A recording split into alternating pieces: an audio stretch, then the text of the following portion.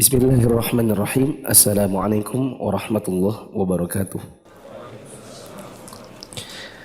Alhamdulillahirabbil alamin wassalatu wassalamu ala asyrafil anbiya'i wal mursalin wa ala alihi wa ashabihi ajma'in. Jemaah yang dirahmati Allah, kita bersyukur kepada Allah pada hari ini bisa kembali bertemu dalam kajian Ensiklopedia Salat jilid yang pertama.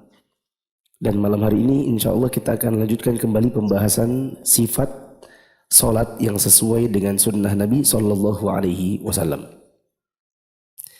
Sebelum saya mulai silakan coba kenalan dulu sama sebelahnya. Mungkin belum kenal.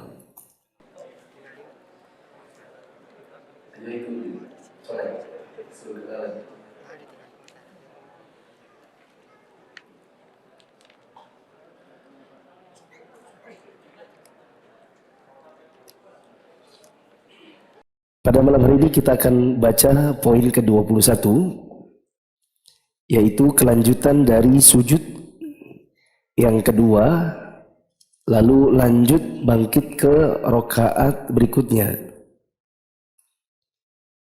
Saya dulu, di pertemuan rakaat sebelumnya, saya praktekkan saya sujud yang kedua, kemudian saya bangkit. Dan bangkit ini boleh langsung, berarti tidak ada apa? Duduk istirahat. Boleh juga duduk dulu, ini disebut dengan duduk istirahat, lalu kemudian bangkit. Dan ketika bangkit, bisa jadi tangannya di paha, dan bisa jadi tangannya di lantai. Dan tangan di lantai ini bisa jadi terbuka, bisa jadi mengepal. Ajn namanya. Apa namanya? Ajn. Nah ini saya belum sebutkan di pertemuan sebelumnya. Ajn. Untuk ummahat kan tidak melihat bagaimana proses peragaan. Karena kalau di laki-laki kita ada peraganya.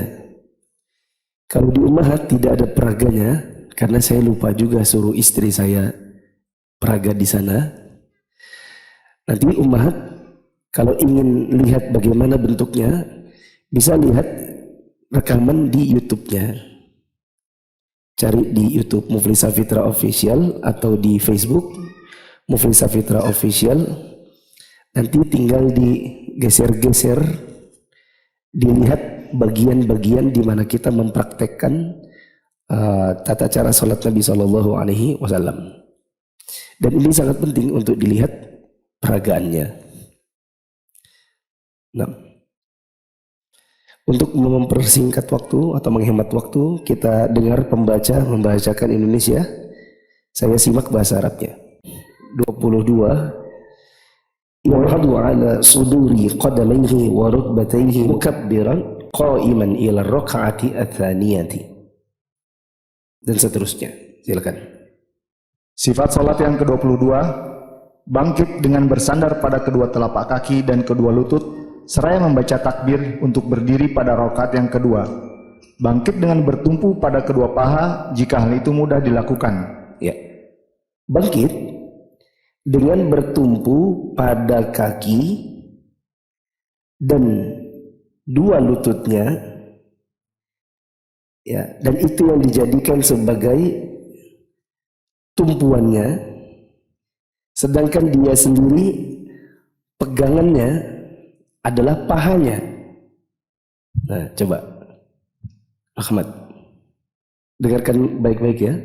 Bangkit dengan bertumpu pada kedua lutut dan tangannya, kemudian yang dijadikan pegangan adalah pahanya. Nah, yang dipegang apanya? Paha. Ini bila menurut dia mudahnya seperti itu. Tapi kalau itu susah, maka dia boleh pegang bumi, pegang lantai. Allahu Akbar. Yap, stop. Yang dipegang apa? Lantai. Dan ketika dipegang lantai, tangannya Itu apa? Terbuka atau menggenggam? Ya, bisa terbuka, bisa menggenggam. Nanti saya jelaskan mana yang lebih utama. Stop dulu. Coba kita baca nomor 22 ini sampai selesai. Bangkit dengan bersandar pada kedua telapak kaki dan kedua lutut, seraya membaca takbir untuk berdiri pada rakaat yang kedua. Bangkit dengan bertumpu pada kedua paha jika hal itu mudah dilakukan. Bertumpu ini maksudnya tangannya pegang apa? Oke, mu'tamidan. Ya, mu'tamidan maksudnya adalah dia pegang apanya? Jawabannya ala fakhidhaihi, kedua pahanya. Jika mudah. Lanjut. Bangkit dengan bersandar pada kedua telapak kaki dan kedua lutut, seraya membaca takbir untuk berdiri pada rakaat yang kedua.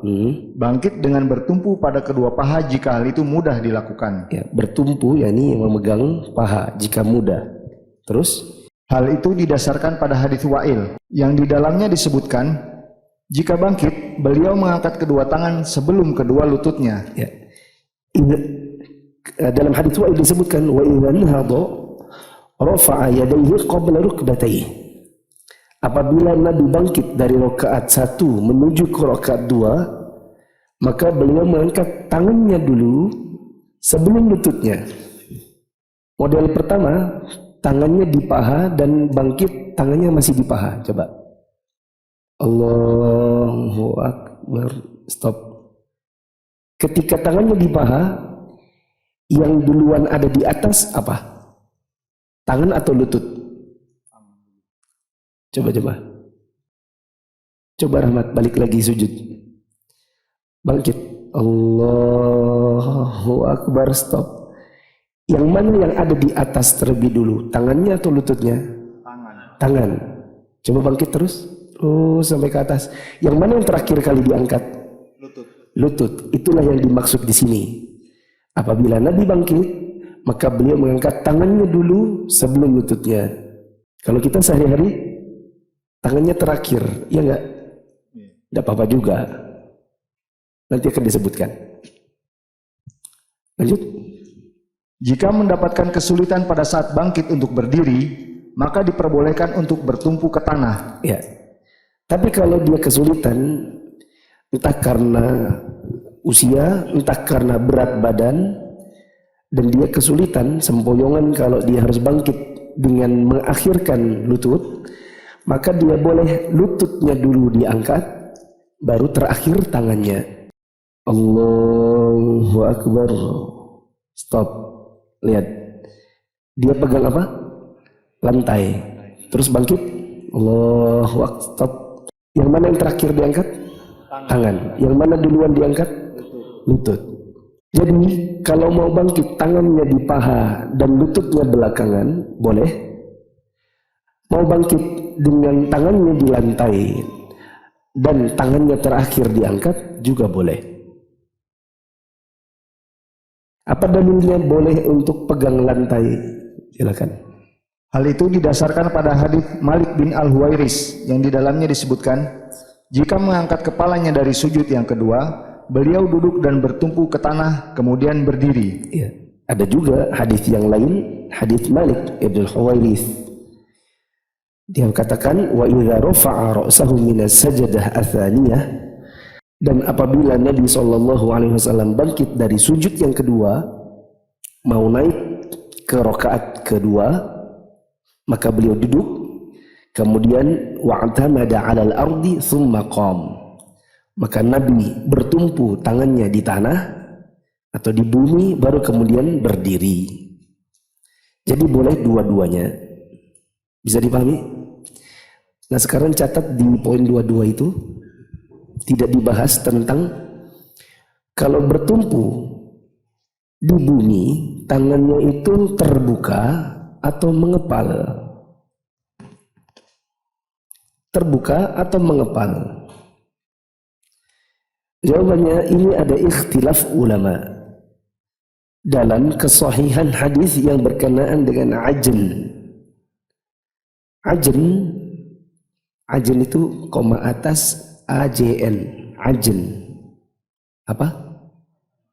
Ajen. Ain, jim, nun. Apakah hadis tentang ajen itu sahih atau tidak? Ini ada ikhtilaf ulama. Sebagian ulama menganggap hadis-hadis yang berkenaan dengan ajen itu tidak sahih. Sehingga yang lebih tepat adalah bukan ajen. Ajen tadi tangannya membuka atau ngepal? Ngepal. Kalau hadisnya dhaif berarti jangan ajen tapi buka.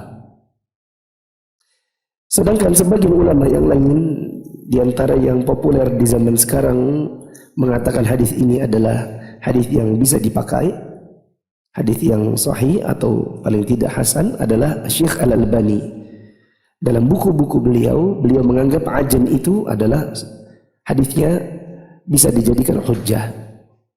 Sehingga ini juga yang banyak dipraktekkan oleh sebagian ustadz-ustadz yang kemudian ditiru oleh ikhwan-ikhwan. Ini coba saya putarkan fatwanya Syekh Al-Albani. ما حكم العجن في الصلاة؟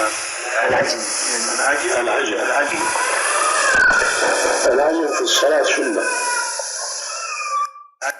Al-ajn itu sunnah kata beliau. Terus العجن في الصلاة سنة الاعتماد على الكفين والاعتماد يحصل بأي كيفية سواء على الكف أو على الخضة. Seseorang bertumpu di tanah, apakah bentuknya melebarkan tangannya ataukah dia mengepalkan tangannya? Keduanya diperbolehkan. Terus لكن القبضة جاء فيها حديث بينا حسنه وثبوته في بعض كتبنا. Dan hadis-hadis yang berkenaan dengan ajn adalah hadis yang hasan dan sudah kami nukilkan pada kitab-kitab kami. Kurang lebih seperti itu kata beliau, karena saya juga tidak terlalu bisa mendengar dengan jelas karena berisiknya suara rekaman zaman dahulu. Saya pribadi sudah bertahun-tahun itu ajn, dan belakangan setelah saya tahu bahwa sebagian ulama memfatwakannya dhaif, meskipun ada Syekh Al-Albani yang menganggap itu hasan ya, atau hadis yang bisa dijadikan hujjah, maka untuk lebih aman saya belakangan lebih membiasakan diri untuk ketika bangkit saya membuka tangan dan tidak mengepal seperti dulu-dulu. Jadi kalau nanti teman-teman lihat misalnya, ini Ustadz ini perasaan kita dulu ngikuti dia loh, kok dia sekarang sudah tidak seperti dulu, maka saya katakan namanya orang belajar pasti ada dinamika. Orang terus belajar maka dia akan dapati hal-hal baru yang bisa jadi dulu dia yakini seperti ini, belakangan dia meyakini yang lain. Dan itu adalah proses belajar yang wajar. Nah, teman-teman, saya tidak ingin memaksakan kalau memang ada yang mau tetap ajn, tapi kalau saya pribadi, saya lebih pilih sekarang ini untuk tangannya dibuka, tidak dikepal, begitu. Yang penting jangan tangan kanan kepal, tangan kiri buka, ya kan? Dalam rangka untuk menjamak dua pendapat kemudian berijtihad, satunya kepal, satunya buka. Oh, ini bisa jadi bid'ah juga nanti. Nah, lanjut ke nomor 23.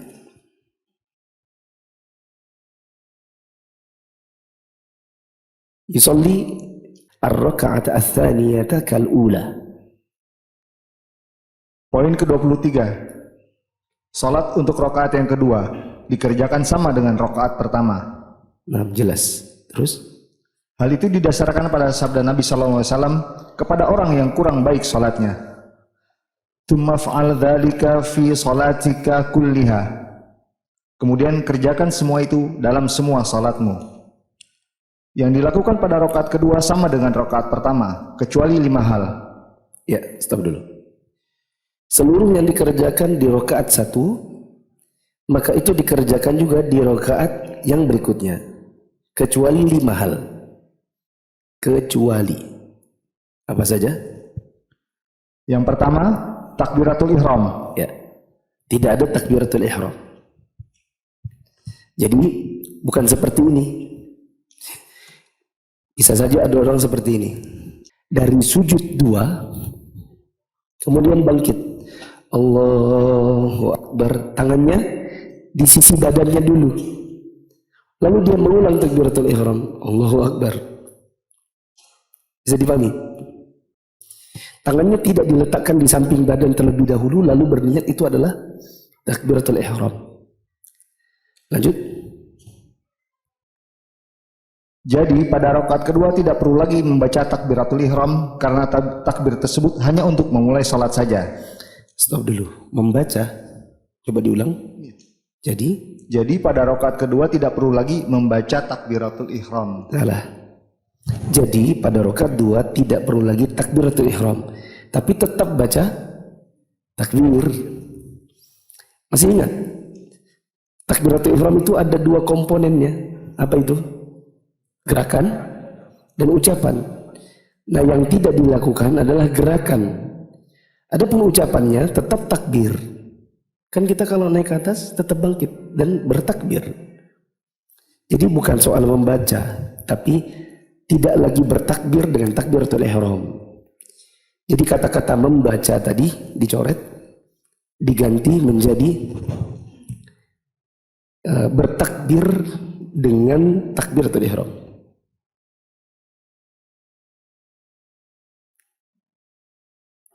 Membaca diganti jadi bertakbir dengan takbiratul ihram. Coba diulang. Jadi pada rakaat kedua tidak perlu lagi bertakbir dengan takbiratul ihram. Ya. Karena takbir tersebut hanya untuk memulai salat saja. Ya. Lanjut. Yang kedua, diam. Jadi pada rakaat kedua tidak perlu diam. Yang kedua, tidak ada saktah. Masih ingat?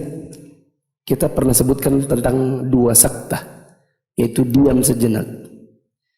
Diam ini di rakaat 1 karena membaca doa iftitah, dan tidak ada doa iftitah di rakaat 2. Jadi tidak perlu saktah, tidak perlu diam. Mungkin ada yang bertanya, kayaknya ustadz-ustadz itu kalau ngimami itu dari rakaat 1 ke rakaat 2, sebelum Al-Fatihah dia itu kayak diam dulu. Nah, gimana tuh? Antum gitu enggak, Ustaz?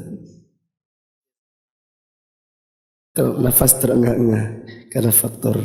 Jadi butuh tarik nafas. Iya.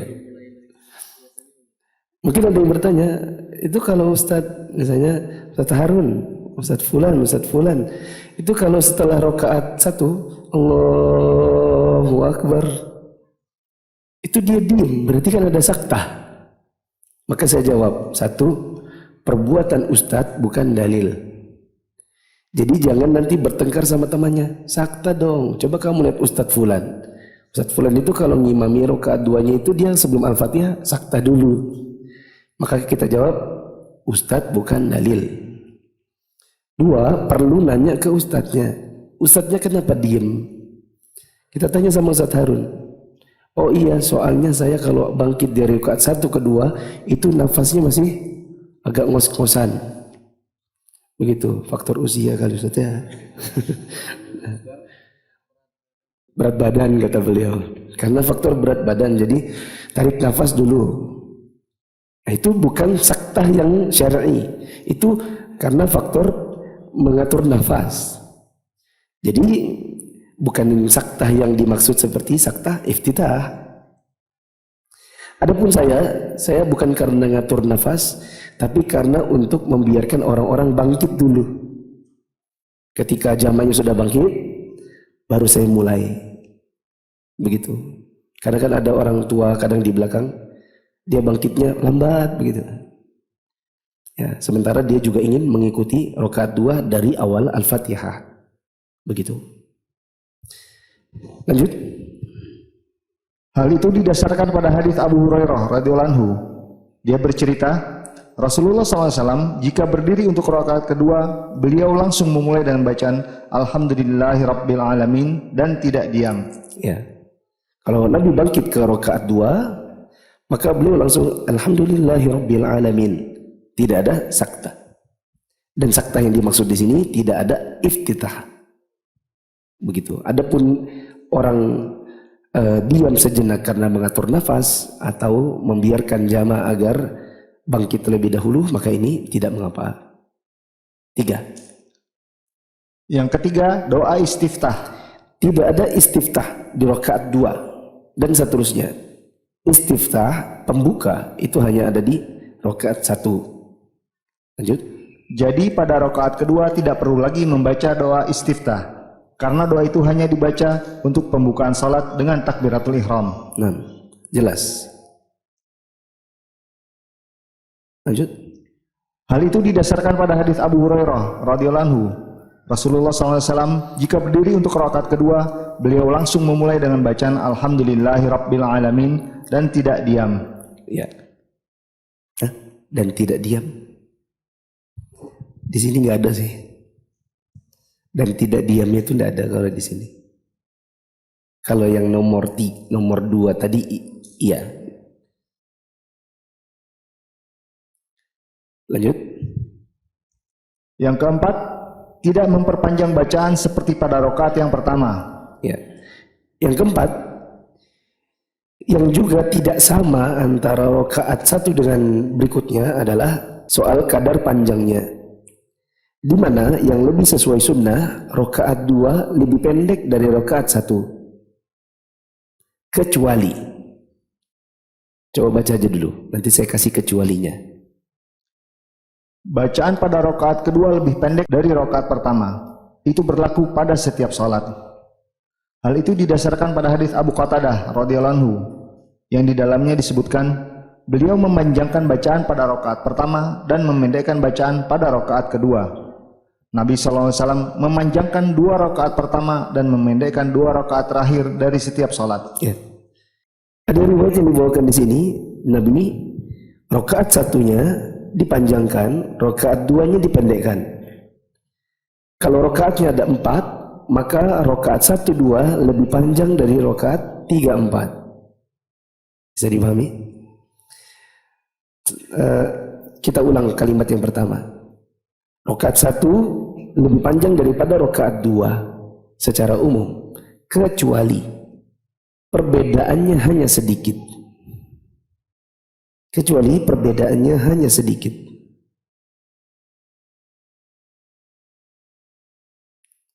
Contoh, surat Al-A'la dengan Al-Ghoshiyah, mana yang lebih panjang? Al-Ghoshiyah. Dan Nabi kalau sholat Jumat, ada kalanya Nabi membaca rakaat 1 Al-A'la dan rakaat 2-nya Al-Ghoshiyah, padahal lebih panjang Al-Ghoshiyah. Tapi perbedaannya tidak terlalu banyak, ya. Perbedaannya tidak terlalu signifikan. Kemudian Al-Falaq dengan An-Nas, mana yang lebih panjang? Al-Falaq sama An-Nas mana lebih panjang? An-Nas. Tapi kalau dibuat rakaat 1-nya Al-Falaq boleh nggak? Boleh, karena selisihnya cuma 1 ayat. Begitu. Adapun kalau misalnya orang sholat subuh, rakaat 1-nya Al-Kautsar, rakaat 2-nya An-Naba, ya, maka ini tidak lazim karena terlalu signifikan perbedaan kedua surat ini. Begitu. Berarti tidak perlu juga misalnya teman-teman membaca ini ya. Oh, Nabi SAW itu memanjangkan rakaat 1, memendekkan rakaat 2. Terus waktu ngimami rakaat 1-nya maghrib dibikin An-Nas, rakaat 2-nya Al-Falaq. Ketika ditanya kok duluan An-Nas dari Al-Falaq, jawabannya biar lebih panjang rakaat 1. Ini alasan yang salah. Tapi bolehkah kalau dibikin An-Nas dulu baru Al-Falaq? Jawabannya boleh, tidak apa-apa. Siapa yang tahu dapat hadiah. Sebutkan dalil yang secara terang benderang menunjukkan bahwa waktu rakaat 1 boleh saja surat yang di belakang, sedangkan rakaat 2-nya yang agak depan. Nah, saya maunya dalilnya itu kayak apa? Siapa yang bisa? Ada? Ya, Kai.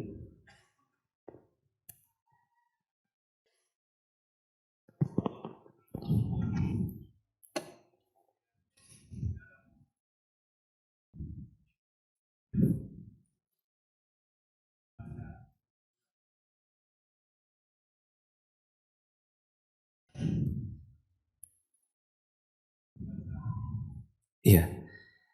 Nabi SAW pernah mengimami yang Ibnu Mas'ud sholat di belakangnya. 1 rakaat itu Nabi baca Al-Baqarah. Setelah selesai Al-Baqarah, difikir oleh Ibnu Mas'ud, Nabi akan ruku. Ternyata Nabi baca An-Nisa. Difikir oleh Ibnu Mas'ud setelah An-Nisa akan berhenti. Ternyata Nabi balik ke Ali Imran. Ini menunjukkan bahwa An-Nisa dibaca oleh Nabi padahal An-Nisa surah 4. Balik ke Ali Imran padahal Ali Imran surah 3. Masya Allah, ini Kai bapaknya siapa ya?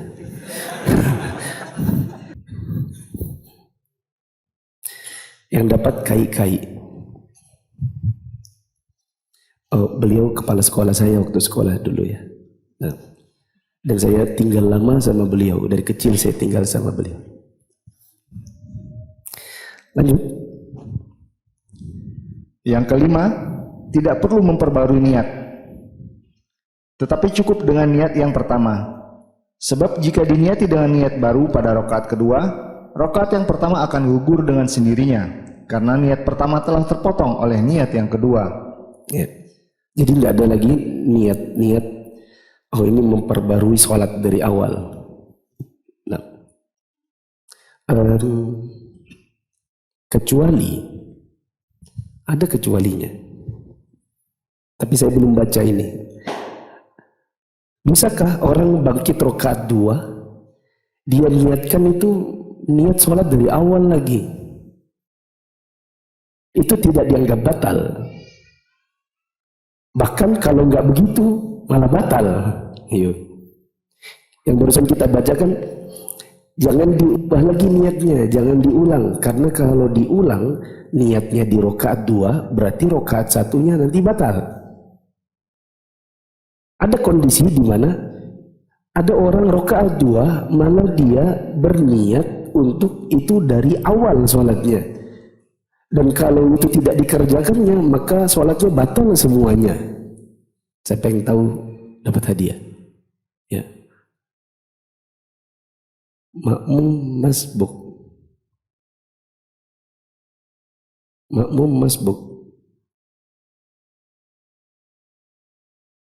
Dia datang waktu imamnya rakaat 2 gitu. Oh, sudah lewat ruku begitu. Karena sudah kelewatan ruku, berarti rakaat yang tadi ini tidak dihitung. Jadi yang tadi itu dianggap 0. Pas bangkit itu dianggap rakaat 1-nya. Bukan itu yang saya maksud. Karena kalau itu ya memang rakaat 1-nya memang dari awal tidak dianggap. Nah ini rakaat 1-nya dari awal dia meniatkan ini rakaat 1. Ini rakaat 1 nih. Tapi begitu dia bangkit rakaat 2, maka dia kemudian mengubah. Tadi rakaat 1 kubuang, sekaranglah rakaat 1-nya. Kapan itu terjadi?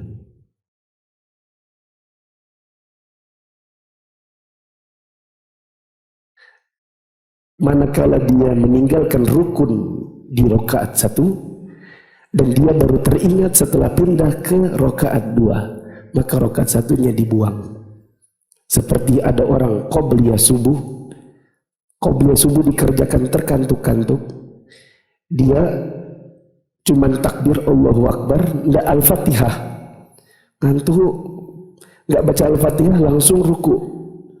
Pas bangkit rakaat 2 dia baru ingat, tadi kayaknya aku tuh ngantuk dan rokaat 1 tadi nggak baca Al-Fatihah.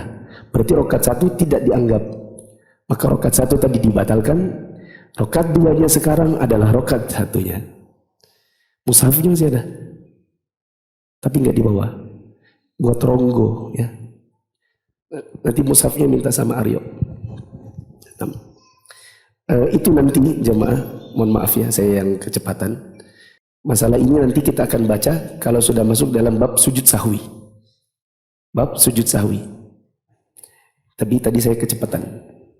Yuk kita baca dulu, diulang dari awal untuk poin kelima. Poin kelima, tidak perlu memperbarui niat, tetapi cukup dengan niat yang pertama.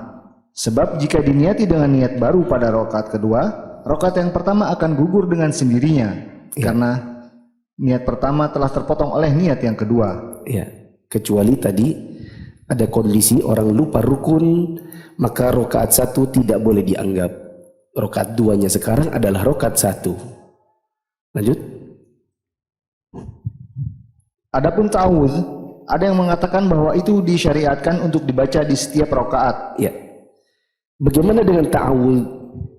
A'udzubillahi minasyaitonirrajim. Sebagian ulama menganggap cukup yang pertama saja. Sebagian ulama yang lain menganggap rakaat 2 dan seterusnya pun tetap ada ta'awudznya. Tapi wallahu alam yang lebih tepat adalah cukup di rakaat 1. Lanjut. Karena antara dua bacaan itu terhalang oleh beberapa bacaan zikir dan beberapa perbuatan, sehingga perlu memohon perlindungan kembali dari syaitan yang terkutuk pada setiap rakaat. Ya. Kenapa sebagian ulama menganggap ta'awudz itu tiap rakaat? Karena ta'awudz itu kan untuk memulai baca Quran. Ya. Wa idza qara'tal Qur'ana fasta'idz billahi minasyaitonir rajim. Jika kamu akan membaca Al-Qur'an, maka mulailah dengan berlindung kepada Allah dari godaan syaitan yang terkutuk. Berarti ta'awudz itu bacaan untuk memulai baca Quran, yaitu Al-Fatihah dan ayat atau surat setelah Al-Fatihah. Adapun ruku, sujud, duduk di antara dua sujud, itu kan semua nggak ada bacaan Quran. Berarti bacaan Quran rakaat 2 tidak bisa menggunakan ta'awudznya rakaat 1 karena terpotong-potong oleh ruku, sujud, duduk di antara dua sujud. Begitu. Tapi ya wallahu alam yang lebih tepat adalah ta'awudz itu cukup yang pertama saja. Begitu. Lanjut. Itulah yang lebih afdal. Ada juga yang berpendapat bahwa ta'awudz tersebut hanya dikhususkan pada rakaat yang pertama saja. Ya, sebagian ulama menganggap ta'awudz itu cukup rakaat 1 karena salat merupakan satu kesatuan. Karena salat itu satu kesatuan. Bukankah kalau sudah rakaat 4 tiba-tiba buang angin maka batal seluruhnya? Itu tidak? Jemaah? Harus iya. Bukankah kalau ada orang sholat isya rakaat keempatnya dia buang angin, maka dia harus wudu dan ulang sholatnya dari awal? Atau jangan-jangan yang diulang rakaat 4-nya doang? Diulang dari awal atau 4 doang? Dari awal. Dari awal. Itu menunjukkan bahwa seluruh rakaatnya dalam satu sholat itu satu paket. Maka ta'awudznya juga satu paket. Cukup bagian depannya saja mewakili seluruhnya. Lanjut. Yang antara dua bacaan itu tidak boleh ada diam melainkan ada zikir. Dengan demikian bacaan dalam salat itu seperti satu bacaan, sehingga cukup dengan satu ta'awudz. Kecuali jika seseorang belum berta'awudz pada rakaat pertama, sehingga perlu untuk berta'awudz pada rakaat kedua. Nah, kalau ada orang yang rakaat 1-nya tidak ta'awudz, maka dia bisa ta'awudz di rakaat 2-nya. Dan ta'awudz itu bukan rukun. Jadi kalaupun kelupaan tidak apa-apa. Lanjut. Sedangkan mengenai bacaan basmalah disunnahkan untuk dibaca pada setiap rakaat, karena basmalah dipergunakan untuk membuka setiap surah Al-Quran. Ya. Adapun untuk basmalah, maka ini setiap rakaat. Cuma bagaimana membacanya? Bismillahnya dibesarkankah atau dikecilkankah? Jadi sebelum Al-Fatihah Bismillahirrahmanirrahim. Nanti waladhdallin. Amin. Bismillahirrahmanirrahim. Apakah dibesarkan lagi? Ataukah cukup? Bismillahirrahmanirrahim. Alhamdulillahirrabbilalamin. Waladdallin. Amin. Bismillahirrahmanirrahim. Inna. Bismillahnya dibesarkan atau dikecilkan? Maka ini ada ikhtilaf ulama. Yang lebih tepat adalah sering-seringnya atau mayoritasnya dikecilkan. Poin berikutnya sangat panjang, jadi kita cukupkan di sini dulu. Nanti setelah selesai azan, kalau ada yang mau bertanya, dipersilakan. Anda baru hijrah dan bingung belajar Islam dari mana? Yuk ikut Mia. Mufid Islamic Academy atau MIA adalah sebuah program pembelajaran Islam melalui pembahasan kitab-kitab para ulama yang dibahas secara terstruktur dan berjenjang. Untuk informasi lebih lanjut tentang pendaftaran, teman-teman bisa mengakses di media sosial Mufid TV Official, baik yang ada di Telegram, YouTube, Instagram, maupun di Facebook. Assalamualaikum warahmatullahi wabarakatuh.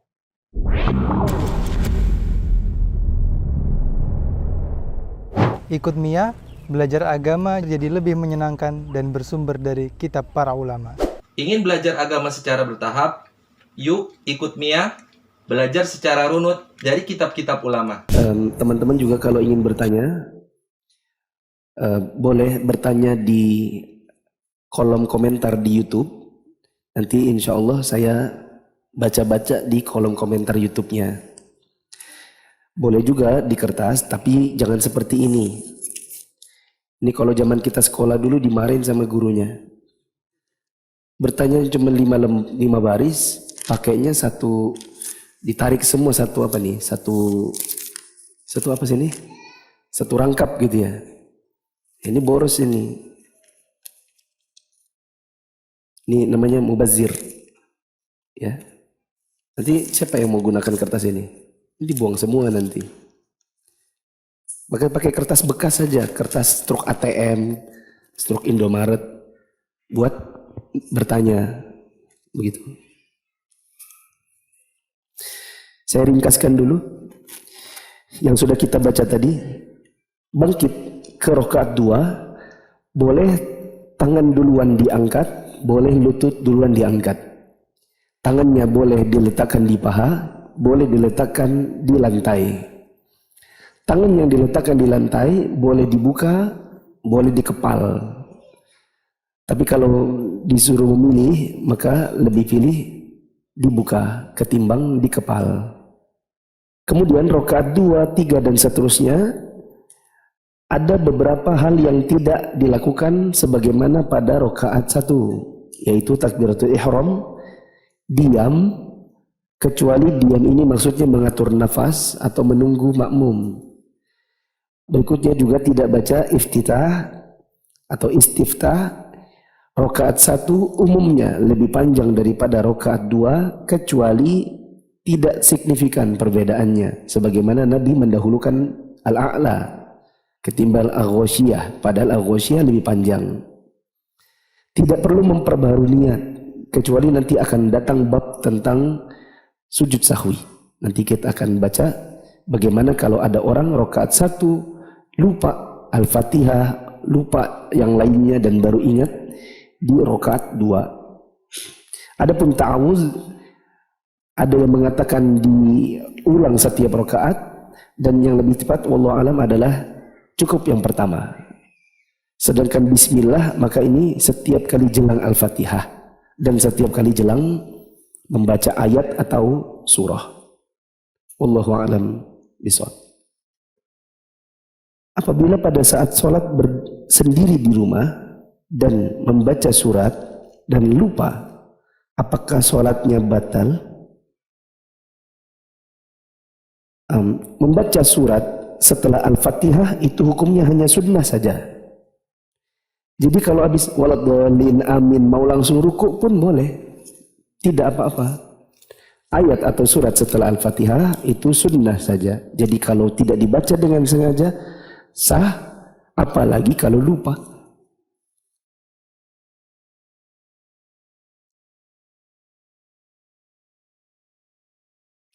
Jika jadi makmum, apakah baca iftitah atau tidak? Jawabannya baca.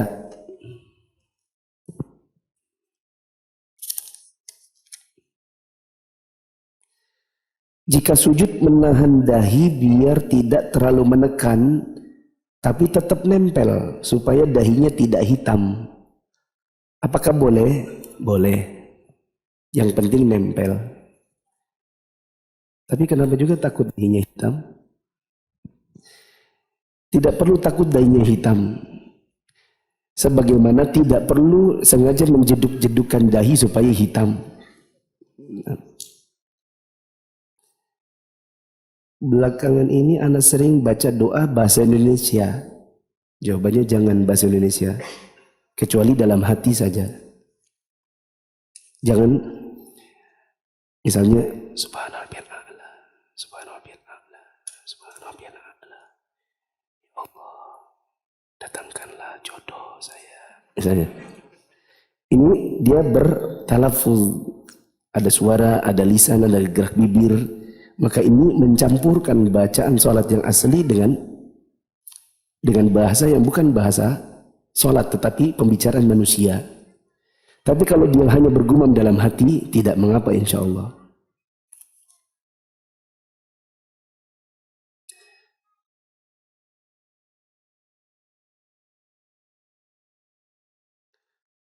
Apa? Oh ya, tunggu dulu ya. Mohon jelaskan mengenai kepadolan peci atau sorban. Saya tadi sempat mikir apa itu kepadolan. Ternyata keafdolan. Ya. Saya mikir dulu apa ya kepadolan. Apakah afdol pakai peci atau sorban? Jawabannya, ya bani Adam, khudhu zinatakum inda kulli masjid. Wahai anak Adam, pakailah perhiasanmu manakala kamu mengerjakan sholat. Ya, juga manakala kamu pergi ke masjid. Dan perhiasannya di negeri kita adalah peci. Maka pakailah peci. Pakai peci lebih utama daripada tidak pakai peci. Begitu. Iya atau enggak? Coba antum datangkan dua orang yang perawakannya mirip. Satu pakai peci, satu tidak. Siapa yang dibilang soleh? Yang pakai peci. Itu menunjukkan bahwa pakai peci itu lebih afdal. Karena lebih menunjukkan kesempurnaan sebagai muslim. Tapi kalaupun tidak pakai peci, sholatnya sah. Adapun sorban, maka dilihat lagi bentuk-bentuk sorbannya. Ada sorban yang mungkin di negeri kita justru bukan suatu kelaziman dan khawatirnya malah jadi bahan gunjingan orang. Orang ada yang tidak tahan untuk tidak berkomentar. Misalnya sorban itu tinggi, besar, seperti sarang lebah bergulung-gulung di atas kepalanya. Mungkin orang kalau lihat kemudian karena tidak lazim, orang gibahin, coba kamu lihat, coba kamu lihat, kerinya, gitu kan? Akhirnya jadi bahan tertawaan orang. Maka pakailah apa yang lazim di negeri kita. Nah, masih banyak, tapi sudah waktunya iqamat. Ini simpan dulu buat pertemuan yang akan datang. Subhanakallahumma wa bihamdika asyhadu an la ilaha illa anta astaghfiruka wa atubu ilaik. Wassalamualaikum warahmatullahi wabarakatuh.